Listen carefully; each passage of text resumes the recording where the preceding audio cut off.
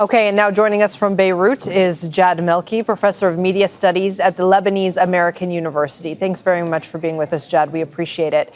The past few days, we have seen this serious uptick in attacks in territory that has been taken by the Israeli military. How significant has this escalation really been on the ground?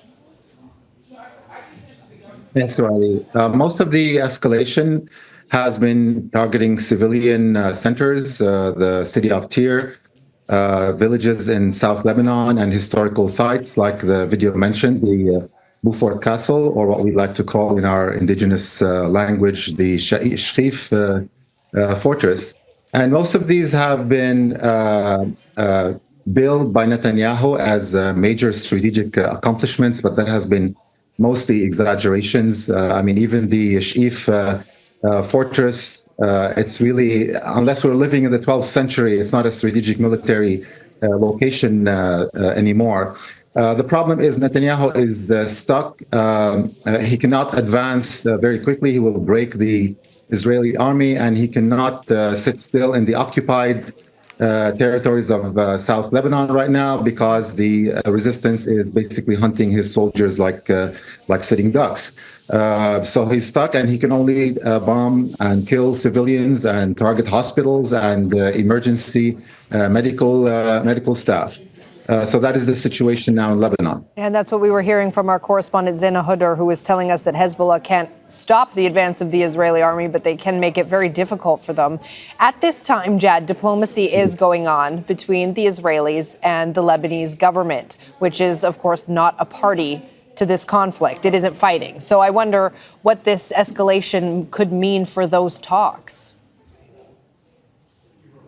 So the talks that have been happening in D.C., even from day one, there was a lot of doubt about their legitimacy, about whether the public is behind them, whether they will produce any results. And even now, the prime minister and the president have been somewhat backtracking and lowering the expectations. A couple of days ago, the prime minister said that we might not reach anything. There might be no outcome out of these negotiations. And just today, the president has lowered the expectation and said it's going to take a long time.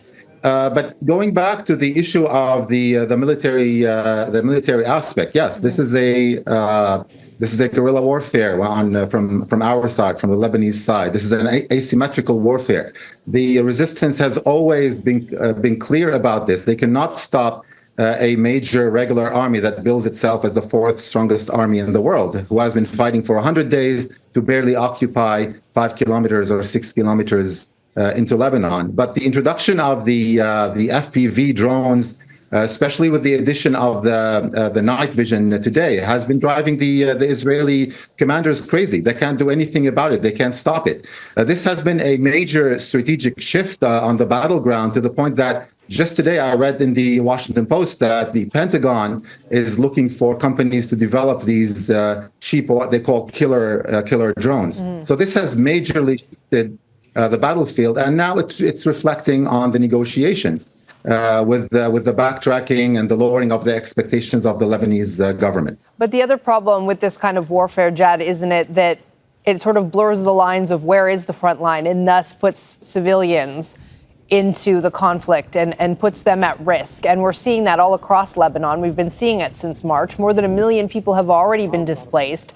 Now we have these new forced evacuation threats all over the south, all over the southern suburb, and there isn't anywhere for these people to go, some of them for the second, third, fourth time in this conflict.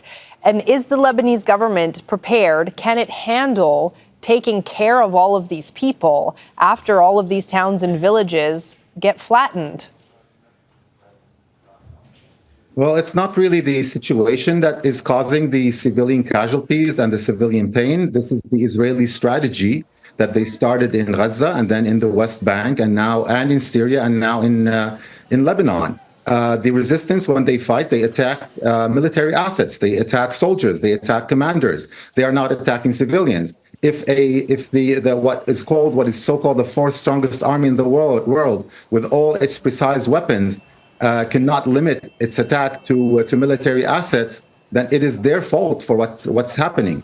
We did not impose this war on them. All they need to do is withdraw from South Lebanon, and everything will stop. And actually, this is what the Speaker of the House, Nabi Berri, said today, that he can guarantee this the ceasefire from our side, but the Israelis need to stop and need to withdraw from all of South Lebanon. Yes, there is pain on the civilian side. There's a lot of destruction. And again, this is the strategy of the Israeli occupation. They try to hit civilian centers in order to create civilian pressure on the Lebanese government in the hopes that they will turn the governments and the Lebanese army against the resistance. But that's not going to happen. We have thankfully, we have wise politicians here. We still remember the civil war. We still remember what happens when Lebanon is divided. And so far, we've been doing fine.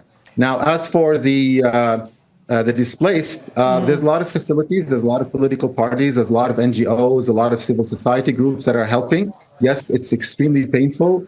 We are very empathetic. We're trying to do everything we can. The government actually does not have a lot of resources on that, but there's a lot of other organizations that are helping.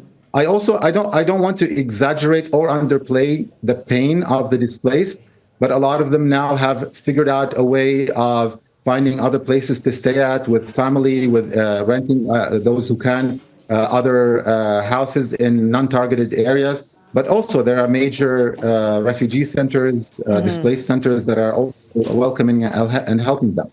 Jad Melki, professor of media studies at the Lebanese American University. Thank you for joining us from Beirut.